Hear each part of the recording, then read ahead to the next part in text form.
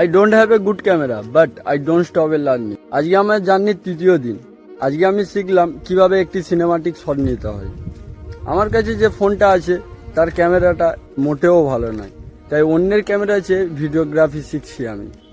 যে কোনো ভিডিও করতে গেলে দুটো জিনিস খুবই important, FPS and resolution. FPS হলো ফ্রেম পার সেকেন্ড, প্রতি সেকেন্ডে কতগুলি ছবি নেবে। সিনেমাটিক ভিডিও করার জন্য এই এফপিএসটা কম রাখতে হবে।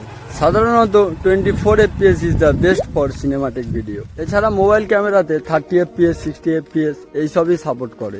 যত বেশি হবে এই এফপিএস, তোমার ভিডিও তত বেশি স্লো মোশন হবে। এইচডি, এফএইচডি, 4K এগুলো হলো রেজুলেশন। যত বেশি হবে এই রেজুলেশন, তোমার ফোনের স্টোরেজ তত বেশি লাগবে। তাই আমাদের প্রয়োজন অনুযায়ী আমরা এটাকে সেট করব।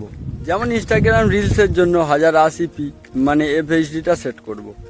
তাহলে এগুলোকে মাথায় রেখে তুমিও একটি সিনেমাটিক শট নিয়ে ফেলো, আর তোমার স্টোরিতে আমাকে ট্যাগ করো, আর ফলো করতে ভুলে যেও না।